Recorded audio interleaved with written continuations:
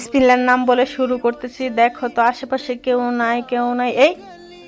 এইটাকে দেখো, হাঁটা স্টাইল দেখো। উনি কোথায় গেছে জানো তোমরা? মাছ খুঁজতে। কোন সাইডে মাছ?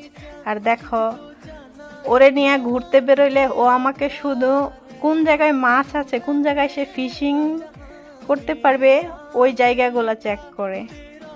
মানে কই যাইতাম, কারে বিয়ে করছি আল্লাহ কইতে পারবো।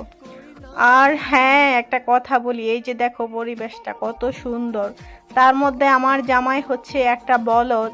সে জানি না কিভাবে বলদামি করতে করতে, কি জানি ইঞ্জিনিয়ার না, সরি, অনেকে তো আবার ড্রাইভার মনে করে। এই যে আমার জামাই এখন হচ্ছে মাছুলা বলে না, মাছ ধরাকে কি বলে, মাছ ধরার যদি পেশা। আর এখানে এগুলা দেখো, ওই যে কি বলে, একটা শাক, হ্যাঁ, আমি তোমাদেরকে দেখাইতেছিলাম। এখানে বরবটি আছে, তারপরে হচ্ছে পানির মধ্যে হয় কলমি শাক নাকি, আমি সঠিক জানি না, তবে এরকম শাক। আর আমরা একটা তরমুজ নিয়ে আসছি কি না রাস্তা থেকে, মাছ ধরবো আর তরমুজ খাবো। যেহেতু আমরা অনেক গরিব মানুষ, এখানে তার খাবারের কিছু নাই, তাও আবার বসার তো আরও জায়গা নাই, সেই জন্য মাটিতে একদম, সরি মাটি না, ওই যে ফ্লোরিং থাকে না, এরকম করা।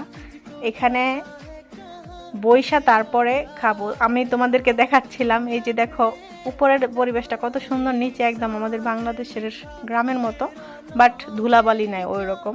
আর আমার হাজব্যান্ড তো মাছ ধরা হলে সে খাবার দাবারও সব কিছু বুইলা যায়, এরকম একটা অবস্থা।